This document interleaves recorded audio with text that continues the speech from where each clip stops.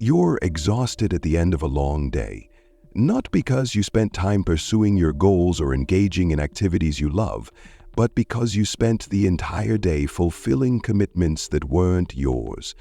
Someone needed a favor, a task at work was dumped on your plate, or you were pressured into attending an event you weren't interested in. The inability to say no is not just a personal challenge, it's a widespread problem that robs us of our time, energy, and peace of mind. But what if you could change that? What if you could take control of your life simply by mastering the art of saying no? In this video, we'll explore why it's so hard to say no, how it can transform your life, and how you can make it a habit. Number 1. Why saying no feels so hard. For many people, saying no triggers a sense of guilt or anxiety. Deep down, we fear that a no will disappoint others or damage relationships. This fear is deeply rooted in our upbringing and social conditioning. From a young age, we're taught to be agreeable and helpful. Saying yes is rewarded, while saying no is often met with disapproval. Think about how society views busyness. We live in a culture that glorifies being overcommitted. Being constantly busy is seen as a badge of honor, a sign that you're working hard and achieving success. In this environment, saying no feels like swimming against the current.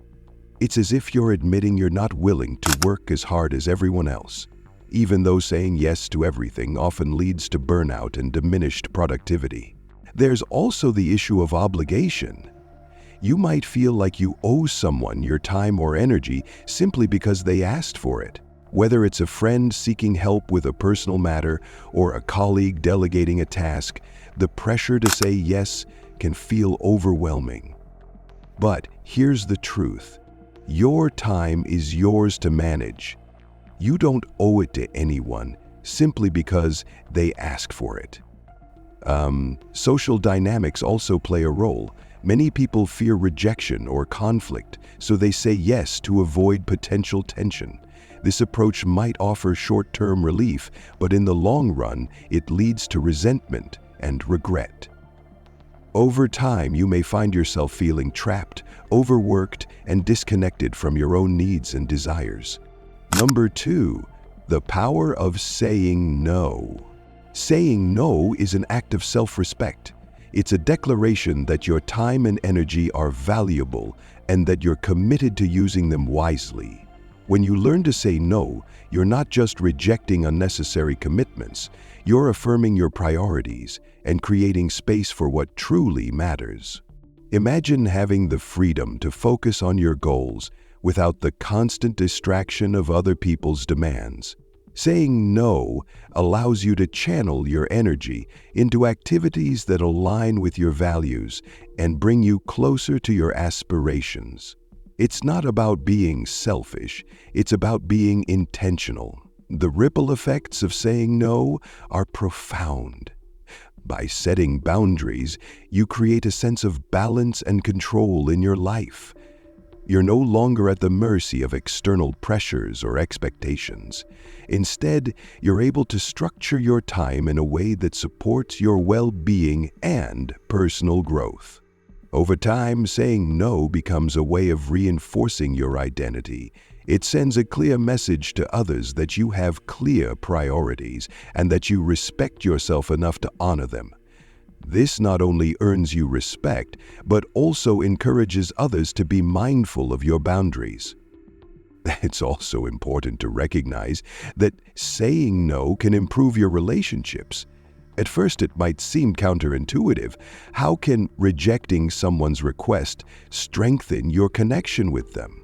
The answer lies in authenticity. When you say no to something that doesn't align with your values or capacity, you're being honest and true to yourself. This honesty fosters trust and mutual respect, which are the foundation of any healthy relationship. Number 3, how to say no without guilt. Saying no might feel uncomfortable at first, especially if you're used to being a people pleaser. But with practice, it becomes easier and more natural. The key is to approach it with clarity and confidence. Start by recognizing that you don't need to justify your no with elaborate explanations. A simple and direct response is often enough. For example, instead of over-apologizing or making excuses, you can say, "I appreciate you thinking of me, but I can't commit to that right now." It's also helpful to practice self-compassion. Remind yourself that saying no is not a rejection of the person asking. It's a choice to prioritize your well-being. You're not saying no to them. You're saying yes to yourself. This shift in perspective can help alleviate feelings of guilt or selfishness. As you practice saying no, you'll notice a shift in how you approach your time and energy. You'll become more intentional about your commitments and more selective about what you say yes to. This selectiveness is not about being rigid or inflexible. It's about being strategic and thoughtful. One of the most empowering aspects of saying no is the clarity it brings to your life. When you're no longer weighed down by unnecessary obligations, you can focus on what truly matters. You have more time to invest in your passions, nurture meaningful relationships, and pursue personal growth. The art of saying no is not just a skill, it's a transformative practice that can reshape your life. It's about reclaiming your time, protecting your energy, and living in alignment with your values. Remember, every no you say to something that doesn't serve you is a yes to something that does. It's a yes to your dreams, your peace, and your well-being. So the next time you're faced with a request, take a moment to pause and consider, does this align with my priorities?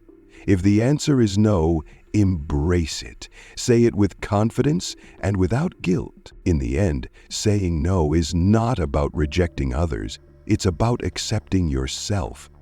It's a choice to live authentically and intentionally, creating a life that reflects who you truly are.